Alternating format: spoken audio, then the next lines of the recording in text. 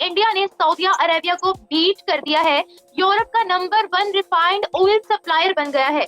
घर से ऑयल निकलता है वो दूसरे नंबर पे है, और जो दुनिया से रशिया से उधर उधर से पकड़ के फिर दुनिया को बेच रहा है नंबर 1 पे आ गया है और लार्जेस्ट ऑयल सप्लायर बन गए हैं। मैं तो हैरान हूँ, आप हैरान हुए? इंडिया ना सिर्फ रशियन क्रूड ऑयल का लार्जेस्ट इंपोर्टर है, बल्कि उसको रिफाइन करके आगे यूरोप में सबसे बड़ी तादाद में वो उसे एक्सपोर्ट भी कर रहा है। लोग चीमा साहब ऐसे ही नहीं पैदल भाग रहे पाकिस्तान से, जहाजों वाले तो टिकट लेके भाग रहे हैं, जिनकी टांगें काम करती वो पैदल भाग रहे हैं।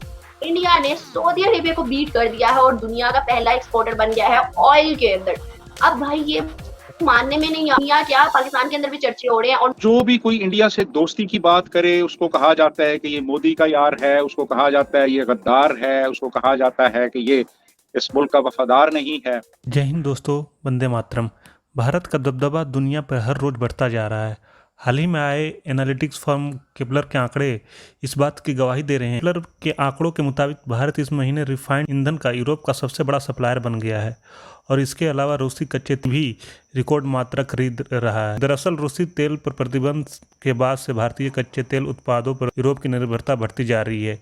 केपलर के डाटा से पता चला है कि भारत से यूरोप का रिफाइंड ईंधन आयात प्रतिदिन 3,60,000 बैरल से भी ऊपर जाने वाला है, जो कि सऊदी अरब से भी ज्यादा है। सर आप सब बातें छोड़ें, इंडिया सबसे ऊपर आए। इंडिया जो है वो हमारे मुल्क में जुल्म करवा गया, इधर साजिश कर गया, वो ये कर गया, ये हो गया, हमारे पीछे उसकी साजिश है, हमें ये नहीं आगे बढ़ने दे जा रहे।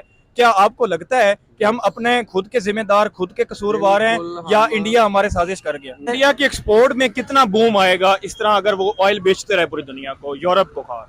सर इससे बूम आप समझ सकते हैं कि ये तो मैं कहता हूँ इंडिया खीर ही कर देगा। एज अ नेशन इंडिया बहुत आगे है, बहुत आगे है। एडमिट करते हैं, ये सोच बिल्कुल करते हैं। हम ये सोचते हैं शुक्र है कि जो पाकिस्तानी कौम है वो एडमिट करने लग गई है। सर मुझे तो ऐसा लगता है कि हमें आने वाले वक्त में इंडिया से में भी ऑयल खरीदना पड़ते। जी तो दोस्तों, कैसे आप सब? मैं हूं फैसल अरल और आप देख रहे हैं आपका अपना YouTube channel public reaction show. बात करेंगे आज बहुत बड़ी खबर निकल के आ रही है नेबर कंट्री इंडिया से कि इंडिया जो है वो यूरोप का लार्जेस्ट रिफाइंड ऑयल सप्लायर बन गया है। और इसके पीछे जो कहानी है वो बदलता है ना, वो खुद प्रोड्यूस करते हैं, वो दुनिया से कच्चा खरीदते हैं, खुद रिफाइंड करते हैं, फिर दुनिया को बेचते हैं, और सबसे ज्यादा एक्सपोर्ट जो है वो ऑयल की कर रहे हैं। बिल्कुल सर, इस पे हमारे लिए कुछ शर्म की मकाम है, हमारे सियासतदानों के लिए। सर हमारे लिए शर्म का, हमारे डूब मरने का मुकाम है सर। ये तो हमारे डूब मरने का मुकाम है कि ये नहीं कि वो देखिए उसका, मैं सोच के हैरान हूँ कि आप ये हैरान हुए इस तरह सर वो यानी कि वो वहां से आ रहा है, ऐसे कर रहा है, ऐसे कर रहा है, और हमारे आपस में कर रहे हैं जी। अब इसमें और शॉकिंग न्यूज ये है कि सऊदी अरब को भी क्रॉस कर दिया है, जिनके घर से ऑयल निकलता है।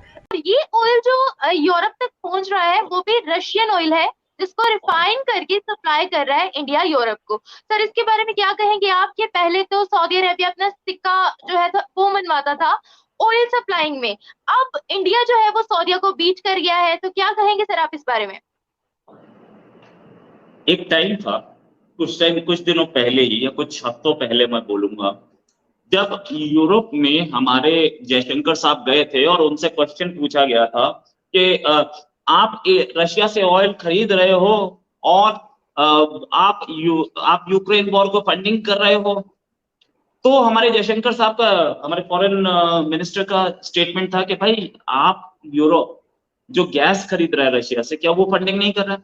आज वो क्वेश्चन जो है वो बेमानी हो गया, क्वेश्चन यूजलेस हो गया, क्योंकि इंडिया रशिया से तेल इंडिया आ रहा है, रिफाइन हो रहा है, और यहां से 3,60,000 बैरल पर डे जो तेल है वो यूरोप जा रहा है। यूरोप डायरेक्टली अगर रशिया से तेल नहीं खरीद पा रहा तो वाया इंडिया खरीद रहा है। फंडिंग कौन कर रहा है? यूक्रेन वॉर की।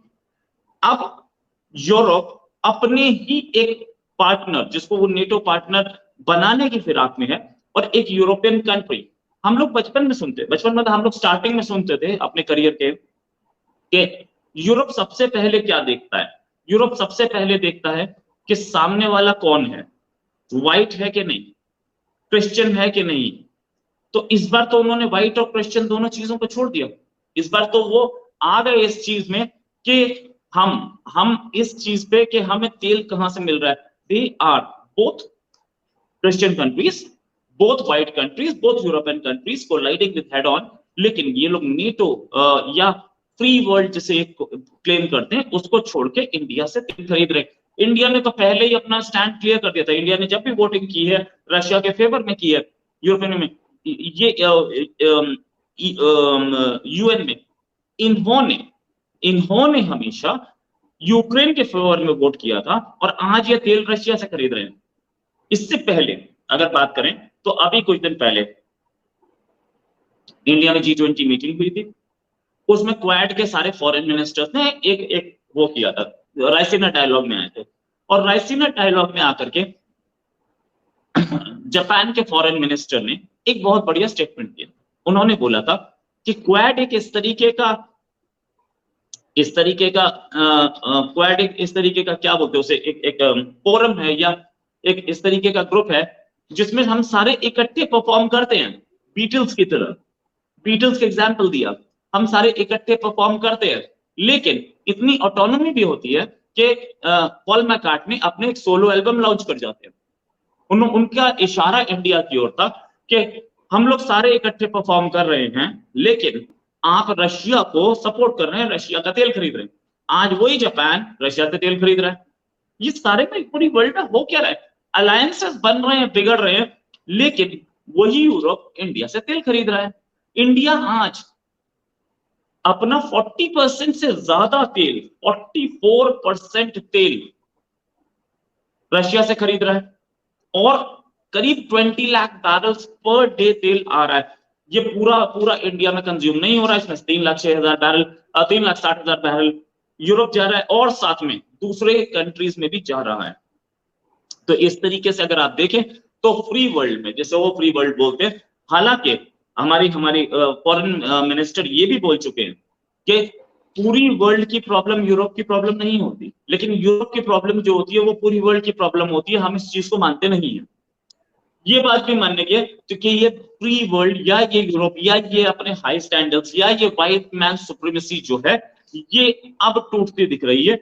और दो राइजिंग पावर्स चाइना और इंडिया, इन दोनों को ये हम पिछले 20 साल से देख रहे हैं। जब भी कभी वर्ल्ड इकोनॉमिक फोरम डावोस में जाते थे तो इन लोगों से, इन बड़े दूसरे कंट्रीज पहले आकर इंडिया और चाइना से पूछते थे कि बताइए आप क्या ऑफर कर रहे हैं। इनके पास, अमेरिका के पास, कनाडा के पास, यूरोपियन कंट्रीज के पास, इनके पास बाद में जाते थे लोग। अब ये दिख रहा है साफ कि ये यूरोपियन कंट्रीज आपस में एक दूसरे को सपोर्ट नहीं कर रहे। ब्रिटेन और फ्रांस की लड़ाई हमें साफ दिख रही है। ये एक बहुत बड़ी बात है। पाकिस्तानी पब्लिक से बात करेंगे, सुनने में ये आया था कि इमरान खान साहब को भी ऑफर थी 30%, 40% डिस्काउंट पे रशिया ऑफर कर रहा था कि आप ऑयल लें, लेकिन हमने ना तो तब लिया ना अभी तक ले पाए हैं।